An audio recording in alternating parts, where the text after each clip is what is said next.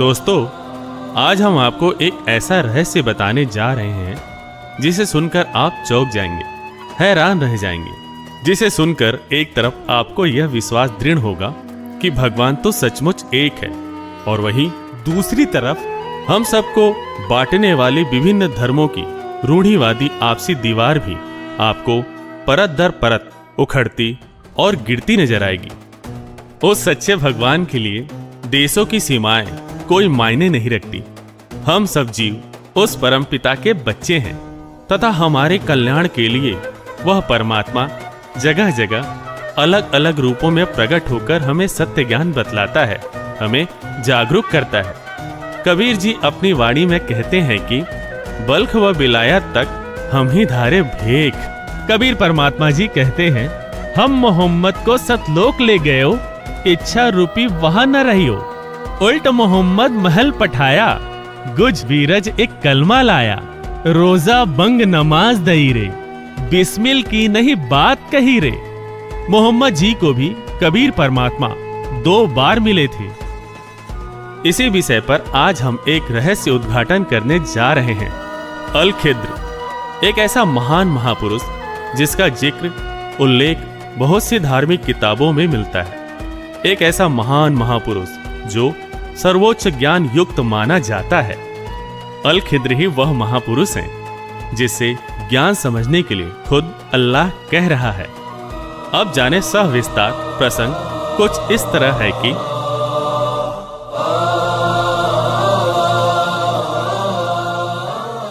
एक बार किसी ने हजरत मूसा जी से पूछा कि इस दुनिया में सबसे ज्यादा इल्म किसके पास है। इसके जवाब में मूसा जी ने बड़े गर्व से कहा, मेरे पास। मूसा जी का यह जवाब अल्लाह को पसंद नहीं आया, जिस कारण अल्लाह ने मूसा जी को कहा कि जो ज्ञान तुझे प्राप्त है वो अल खिद्र के ज्ञान के सामने कुछ भी नहीं है। कुछ भी नहीं मतलब साफ है, अल खिद्र का ज्ञान सर्वोपरि है। उसके ज्ञान की महानता को कुरान शरीफ का ज्ञानदाता, बाइबल का ज्ञानदाता खुद स्वीकार कर रहा है। ये बात पवित्र गीता जी से भी मेल खाती है, जिसमें गीता ज्ञान देने वाला अध्याय 4 के श्लोक 34 में कहता है कि संपूर्ण आध्यात्मिक ज्ञान किसी तत्वदर्शी संत के पास है, उससे जाकर पूछो। मूसा जी अल खिद्र के पास जाते हैं, लेकिन वो अल खिद्र पर विश्वास नहीं कर पाते। इस कारण उन्हें अल खिद्र से अद्भुत ज्ञान की प्राप्ति नहीं हो पाती। स्पष्ट हुआ कि अल खिद्र का ज्ञान सर्वश्रेष्ठ है। कबीर जी के ज्ञान के बारे में भी यही कहा गया है कि और ज्ञान मंडलीक सब चकवे ज्ञान कबीर। अल खिद्र का वर्णन 55 हदीसों में भी मिलता है, और यह भी वर्णन है कि अल खिद्र मोहम्मद जी को उनके जीवन काल में 2 बार मिले। एक बार मोहम्मद जी के जवानी काल में, व दोबारा मोहम्मद जी के बुढ़ापे में। लेकिन विशेष गौर फरमाने वाली बात यह है कि तब अल खिद्र की उम्र जरा भी नहीं बदली। ऐसा ही कुछ वर्णन कबीर जी ने अपनी वाणी में दिया है कि जब गोरखनाथ ने वार्ता कर कबीर जी से उनकी उम्र पूछी थी, तब कबीर जी का जवाब था कि गोरखनाथ जी, 7 करोड़ तेरे शंभू मर गए, मेरी एक नहीं पलैया। क्योंकि पूर्ण परमात्मा अविनाशी है, उसके जीवन का एक भी पल कभी कम नहीं होता। पवित्र कुरान शरीफ के सूरत फुरकान 25 आयत 52 से 59 में वर्णन है कि वो परमात्मा जिसने सारी सृष्टि रची, वह हमारे सब गुनाहों से खबरदार है, वाकिफ है। ऐसा लिखित सबूत अल खिद्र के उस प्रसंग से मिलता है जिसमें अली को कहा गया है कि अली, मैं तुझे ऐसा मंत्र दूंगा जो असंख्य पापों का नाश कर देगा। वेदों में भी यही वर्णन है कि केवल कबीर परमात्मा ही पाप नाशक है, सभी पाप कर्मों को काट सकता है। यह वही अली है जिसने बदर के युद्ध में विजय प्राप्ति के लिए अल खिद्र से आशीर्वाद प्राप्त किया था, क्योंकि अल खिद्र हमेशा धर्मनिष्ठ लोगों की मदद किया करता है। अल खिद्र ही अविनाशी कबीर परमात्मा है। वह वही भक्ति मार्ग में उलझनों को साफ करता है, मतलब कि सही भक्ति विधि भगत समाज को बतलाता है। ऐसा उल्लेख पवित्र वेदों में भी है कि परमात्मा उपदेश करने की इच्छा से इस पृथ्वी पर अवतरित होता है। वह अपनी वाणियों के सत्य ज्ञान की बौछार करता है। बहुत से मुस्लिम श्रद्धालुओं का मानना है कि अल खिद्र के हाथों में हड्डियां नहीं हैं, वे रुई जैसे नर्म हैं और ये उसकी पहचान भी है। जब कोई तुझसे ऐसा साधु मिले जिसके हाथ नरम हो, वह हड्डी ना हो, तो समझो कि वो अल खिद्र ही है। ऐसा ही शरीर कबीर जी का है। कबीर जी खुद अपनी वाणी में कहते हैं कि हाड़ चाम लहू ना मेरे, जाने सतनाम उपासी। सभी प्रसंग अब अल खिद्र व कबीर जी को एक ही स्पष्ट करते हैं। वह उनके द्वारा की गई लीलाओं सदग्रंथों में बताई उनकी पहचान से हूबहू मेल खाती है और लगभग सभी देशों के मुस्लिम मौलवियों का यह भी मानना है कि उन्हें जीवन काल में एक बार अल खिद्र जरूर मिलता है।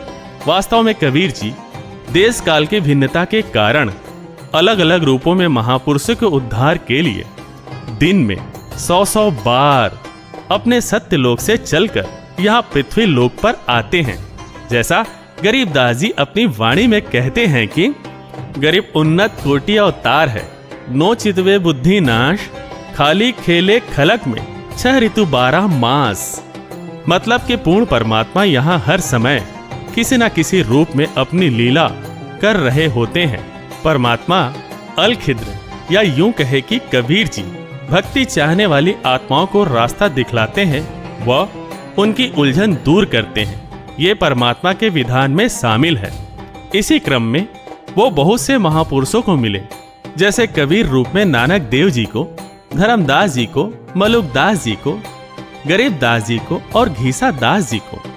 तो हजरत मोहम्मद जी को अल खिद्र रूप में मिले और महान कवि रूमी को समस्तर बेच के रूप में। जी हाँ, हम 13वीं सदी के महान रूमी की बात कर रहे हैं, जो महानतम कवियों में से एक माने जाते हैं और जिनको पूर्वी व पश्चिमी सभी देशों में बड़ी शिद्दत के साथ पढ़ा व सुना जाता रहा है।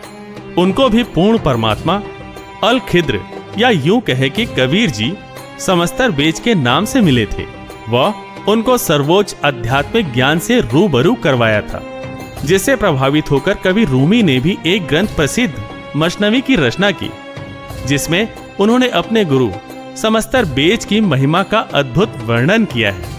रूमी ने अपनी मुर्शीद समस्तर बेच से दीक्षा प्राप्त कर इबादत की व प्राचीन परंपरागत साधनाओं को त्याग दिया, जिस कारण उनका भी वहां घोर विरोध हुआ था। रूमी की रचनाओं में बल्ख शहर के बादशाह इब्राहिम सुल्तान अधम का भी उल्लेख है, जिसमें यह वर्णन है कि इब्राहिम को अल खिद्र के दर्शन हुआ करते थे, जिससे प्रभावित होकर उन्होंने राजगद्दी त्याग दी थी। यहाँ इब्राहिम सुल्तान के प्रसंग में तो यह तो बिल्कुल स्पष्ट हो जाएगा कि अल खिद्र ही कबीर जी हैं।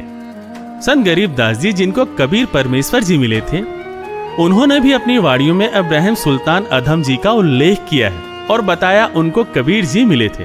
गरीबदास जी महाराज अपनी वाणी में कहते हैं, हम सुल्तानी नानक तारे दादू को उपदेश दिया, जात जुलाहा भेद न पाया, काशी माहे कबीर हुआ।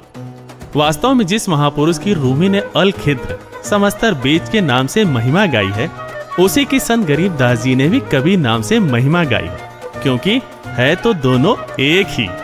अब तक के सभी प्रसंगों प्रमाणों से यह स्पष्ट हो जाता है कि परमात्मा एक है, वह वही अलग अलग रूप बनाकर हमें सत्य ज्ञान बतलाता है।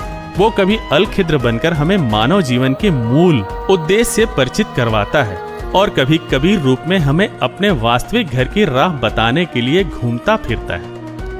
अध्यात्म की यह जटिल पहेली भी अल खिद्र ही सुलझा सकता है, जो देश काल की भिन्नता के कारण अलग अलग रूप व अलग अलग नाम से आकर प्रकट होता है।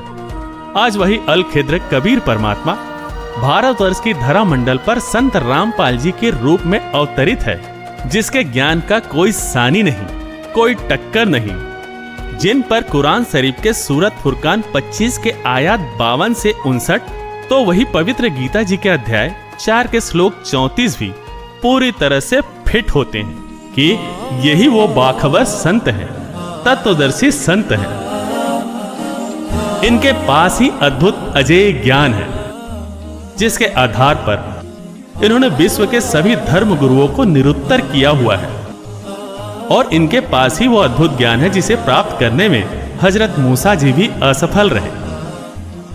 इनके पास ही वो मूल मंत्र है जो हमारे अनगिनत पापों का नाश कर सकता है। इनके पास ही वो मूल तत्व गुण ज्ञान है जो सुखमय जीवन का आधार है और सर्वजीव आत्माओं की भक्ति कराकर उनका वास्तविक घर सत्यलोक अर्थात पूर्ण मोक्ष प्राप्त कराने वाला है।